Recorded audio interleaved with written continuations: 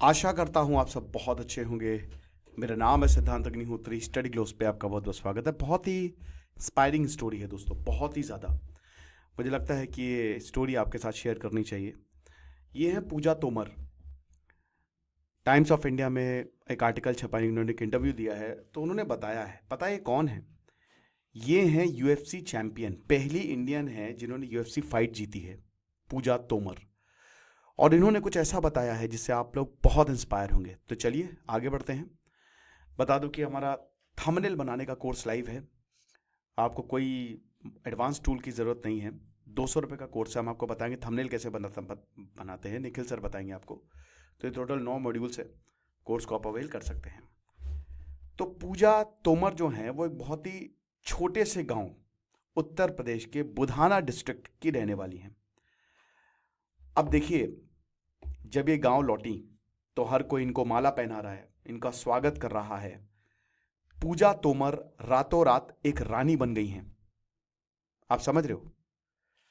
और कमाल, देश प्राउड है। देश जो है वो गौरवान्वित महसूस कर रहा है। आपने इनका नाम नहीं सुना होगा। हर कोई बस इन पे से एक बार हाथ मिलाना चाह रहा है, जैसे कोई नेशनल हीरो हो। बट ये बताती हैं कि मेरे लिए ये राह बहुत ही मुश्किल रही। पिछले साल जून पूजा पहली इंडियन बनी जिन्होंने यूएफसी जीता। ब्राजील की रयाना अमांडा को हरा के इन्होंने यूएफसी चैंपियनशिप जीती, राइट? लेकिन ये यूएफसी की लड़ाई नहीं है, ये तो लड़की की लड़ाई है। लड़ाई इनकी तभी शुरू हो गई थी जब ये पैदा हुई थी। आप समझ रहे हैं? ये बताती हैं कि जब मैं पैदा हुई थी तो मेरे पिताजी बेहोश हो गए थे। उन्होंने ये डिसाइड किया था कि क्योंकि 2 लड़की उनकी ऑलरेडी हो गई थी, अब तीसरी लड़की को तो कुछ भी हो जाए मैं नहीं पालूंगा। तो मुझे मरने के लिए छोड़ दिया गया था। मैं नवजात थी, मुझे मरने के लिए छोड़ दिया गया था। एक पॉट में डाला गया और छोड़ दिया गया। आप समझ रहे हो? मुजफ्फरनगर के बगल में गांव पड़ता है बुधाना, जहां पे लड़की बस लड़की ही है। लड़की होगी तो दहेज देना पड़ेगा। थोड़ी सी ऐसी वहां की सोच थी, हर किसी की नहीं लेकिन कुछ की। इनकी 2 बड़ी बहनें हैं, अंजलि और अनु, जो कि ऑलरेडी कमाल कर दिया। अंजलि और अनु एक नर्स हैं और दूसरी डॉक्टर हैं। लेकिन पूजा वो हैं जिन्होंने तबाही मचा दी। हालांकि उनके घर वाले नहीं चाहते थे कि वो ये बने, लेकिन वो बन गई। और अब तो इंटरनेशनल हीरो है वो, नेशनल नहीं, इंटरनेशनल हीरो हैं। वो बताती हैं कि मुझे कुछ ऐसा करना था जिससे मैं लोगों को गलत प्रूव कर सकूं। मेरी फैमिली को नहीं, दुनिया को। लड़की एक बर्डन नहीं है। इनके हीरो एथलीट्स या पॉलिटिशियन नहीं, बट जैकी चैन है, या यूट्यूब फाइट वीडियोस देखती थी। कॉम्बैट स्पोर्ट, लड़ाई वाला जो स्पोर्ट होता है ना, उसमें इनको इंटरेस्ट आने लगा। इंटरटेनमेंट के लिए नहीं, सीखने के लिए देखती थी। जब तक ये 12th तक पहुंची तो एक लोकल कराटे टीचर इनके स्कूल में आए और बस इनको यही चाहिए था। एक दिन कराटे मैच था। 7 साल की थी पूजा। तो अब ये बस लड़कों को पीटना चाहती थी, है ना? तो इन्होंने एक ओपोनेंट को मारा, इतनी तेज मारा कि वो पास आउट हो गया। ये डिसक्वालिफाइड हो गई।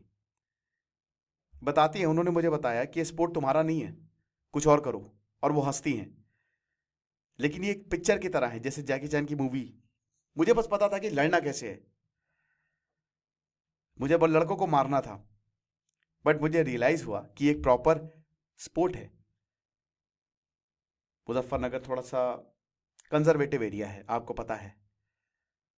लॉ एंड ऑर्डर भी बहुत अच्छा तो नहीं है अभी, थोड़ा सा, लेकिन मुजफ्फरनगर हमेशा से थोड़ा सा लॉ एंड ऑर्डर वहां का बिल्कुल ठीक नहीं था।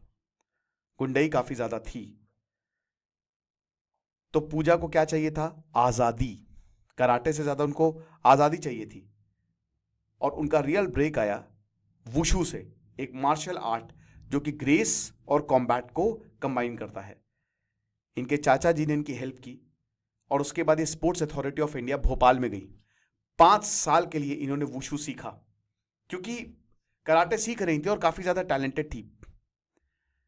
उसके बाद इनको जॉब मिली एक कांस्टेबल की, 1 साल की ट्रेनिंग के बाद। बट इनको लगा ये तो इंसल्ट है, मुझे ये जॉब नहीं करनी है, बिल्कुल भी नहीं करनी है। सब कुछ करने के बाद एक कांस्टेबल की जॉब, ये जॉब की बेइज्जती नहीं है बल्कि ये बहुत काबिल थी, तो मैं एक्सेप्ट ही नहीं कर पाई। मेरी बहन एमबीबीएस डॉक्टरी पढ़ रही थी, उसको पैसा चाहिए था। तब मैंने मिक्स्ड मार्शल आर्ट्स के बारे में सुना, एमएमए के बारे में। नो कॉन्ट्रैक्ट्स, नो पे, नो गारंटी, कोई कॉन्ट्रैक्ट नहीं, कोई पैसा नहीं, कोई गारंटी नहीं, लेकिन मैं लड़ी और पूजा ऐसी लड़ी, मजा आ गई। दिल्ली में किसी ने इनको ऑफर किया, पैसे मिलेंगे लड़ने के लिए, इन्होंने हां कह दी। फेम के लिए नहीं, सिर्फ ट्यूशन फी पे करने के लिए। अब 31 साल की हो गई थी। एक पॉइंट आया जहां पे आसानी से ये 1.5 से 2 लाख रुपए खर्च कर सकती थी अपनी एमएमए टीम के लिए, यानी कि इन्होंने अच्छा खासा पैसा कमा लिया था। अब वैसे आपको बता दूं, जब ये मैट के बाहर रहती हैं तो ड्राइंग भी करती हैं। इनकी पूरी वॉल जो है that is covered with drawing and craft work. Hobbies completely opposite है फाइटिंग के, ये बताती हैं, लेकिन बस मुझे अच्छा लगता है। जब भी ये लड़ने जाती हैं, ये प्रे करती हैं फाइट से पहले, जीतने के लिए नहीं, क्लैरिटी के लिए। इनकी ट्रेनिंग काफी ब्रूटल रहती है, सेशन में 2 दिन होते हैं, स्ट्रिक्ट डाइट, इंटेंस ड्रिल्स।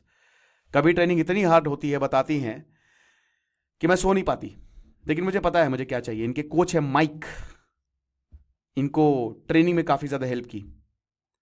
इनकी एंकल इंजरी ने कुछ इनके अपकमिंग फाइट को डिले किया, but she is set to face Ireland Shauna Bannon 22 March को, आज के दिन ही यूएफसी फाइट नाइट 254। क्या बात है, बता रहे कि मैं मेंटली रेडी हूं और ये बहुत बड़ा साल होने वाला है। मेरा गोल है कि मैं टॉप पर पहुंचूं और मैं बेल्ट वापस लेके आऊं। कमाल की बात है। एक जापानीज इंटरव्यू में इनको पूछा, जापानीज इंटरव्यूअर ने, कि आपको लगता है कि इंडियन फाइटर्स क्रिकेट के अलावा कुछ कर सकते हैं?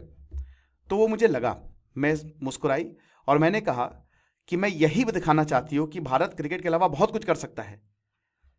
8 जून 2024, राइट, इन्होंने कर दिखाया। प्रेशर बहुत ज्यादा था, लेकिन फिर भी इन्होंने हराया सैंतोस को। और ये मेरी जीत नहीं थी, ये भारत की जीत थी, बताती हैं। और जब ये वापस आई तो हर कोई रोया, खुशी के मारे रोया। इनकी मम्मी आई, अब कहती हैं कि ये मेरी बेटी है, मैं अपनी बेटी के लिए बहुत प्राउड हूं। और वो हमेशा एक्साइटेड रहती हैं मीडिया से बात करने के लिए। ये चीज है, कमाल की ट्रेनिंग है भैया पूजा तोमर की।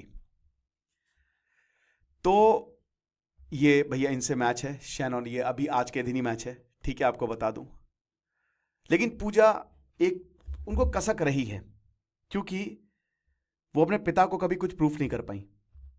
उनका देहांत पहले ही हो गया, लेकिन हर पंच में, हर टेक डाउन में, हर मिनट में वो आग इनके अंदर है।